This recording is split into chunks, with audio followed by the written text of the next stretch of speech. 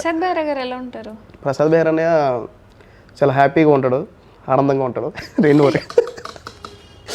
ప్రసాద్ అని చాలా క్లోజ్గా ఉంటాడు, చాలా హ్యాపీ.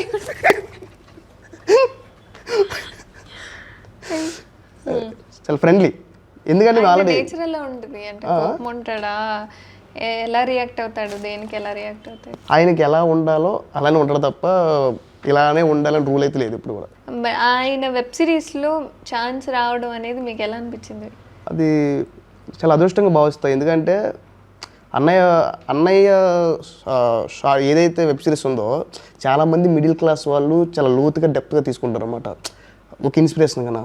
దాన్ని చాలామంది వాట్సాప్ స్టేటస్లలో, ఇన్స్టా స్టేటస్లలో వాళ్ళ లైఫ్లోని చాలామంది అది ఇన్స్పిరేషన్గా తీసుకొని ఒక లైఫ్ని లీడ్ చేస్తున్నారు చాలామంది. నేను చూశాను, నేను నా కళ్ళారా మా ఊర్లో చాలామంది నా ఫ్రెండ్స్ కానీ, అరే ప్రసాద్ బెహ్రా టైమింగ్ భలే ఉంటుందిరా, డైలాగ్ చాలా డెప్త్ ఉంటారా, ఇలా ఉండాలిరా అని చాలామంది చెప్పారన్నమాట. ఒక్కసారిగా నాకు అన్నయ్య వెబ్ సిరీస్లో అవకాశం రావడం అనేది నాకు చాలా హ్యాపీ అనిపించింది అనమాట. ఇంకేం ఆలోచించలేదు నేను, రెమ్యునేషన్ అవి ఇవి ఇంకేం కావాలి ఏం కావాలి, సినిమా తర్వాత మనం సిరీస్ చేస్తున్నాం కదా అని ఆలోచన కూడా లేదు నాకు. ఫోన్ వచ్చింది, వెళ్ళిపోయా, చేసేసా అంతే ఇంకా.